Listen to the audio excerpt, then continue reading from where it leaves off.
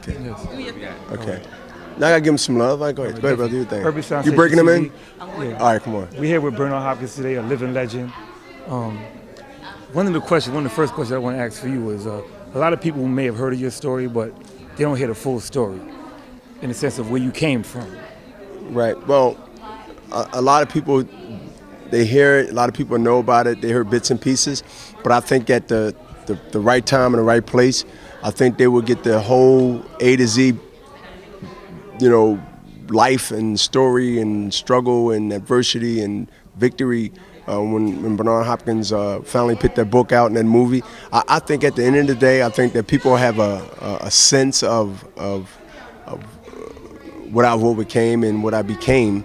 But I think that in time, everything will reveal itself where people will be like, oh, okay, I didn't know this, but I know that. So you're absolutely right. But I think it's a good thing from my perspective, because when it's all said and done, I think people are always going to be skeptics about everything that comes out when it comes out. Okay, my question for you. You're a promoter now, so I've read and I've heard. Yes, in the promotion. Golden Boy Promotion. Golden Boy Promotions. A lot of people don't get to hear about the promotional side of boxing. They just see individuals in the ring fighting.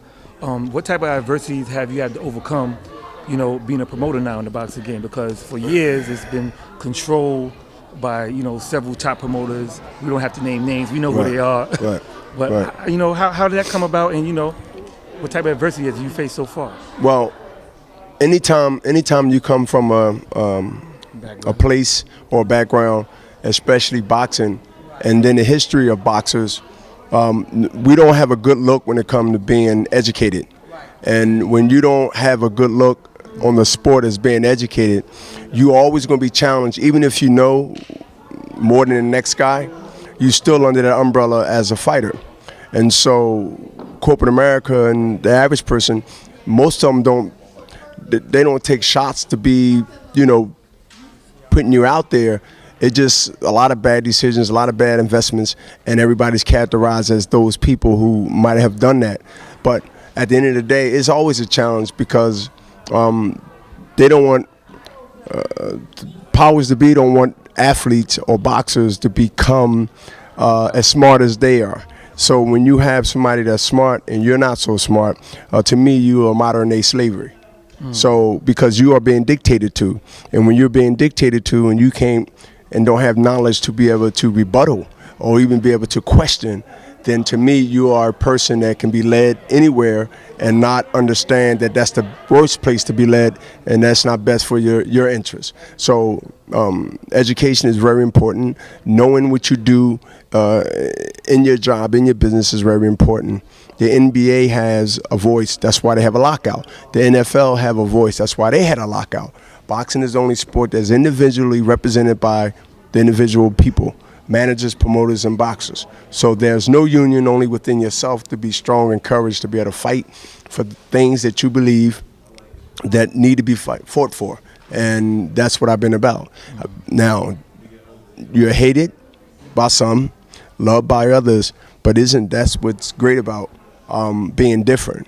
If everybody love you, that means that you ain't doing the right thing most of the time. Definitely. So the balance has always been, if they love you, someone will always hate you. If they like you, somebody always will dislike you.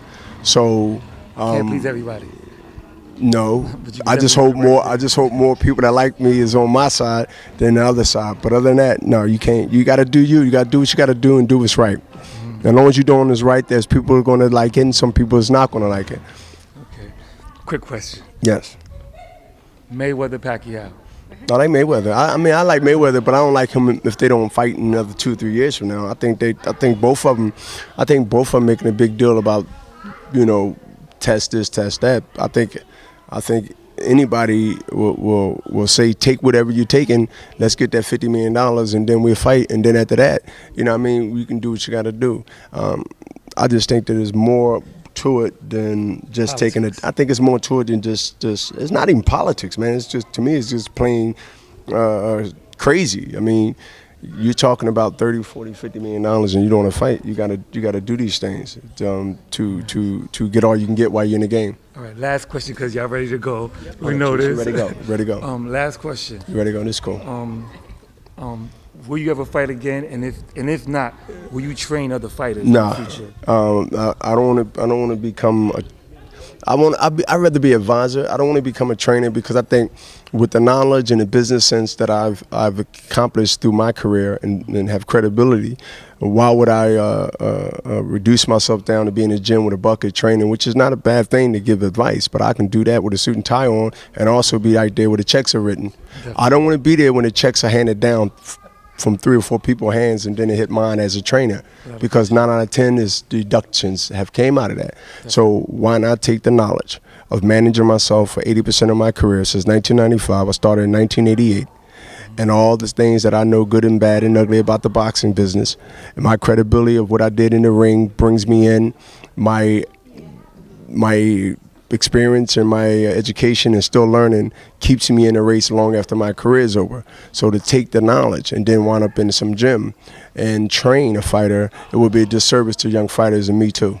I have more to offer than being a trainer, but I will give advice. I will give my opinion. But at the end of the day, I want to be there at HBO's office when Ross Greenberg is writing out that check. Definitely. And thank you for your time. Okay. Living legend Bernard Hopkins, All right. you have it here. Here you go.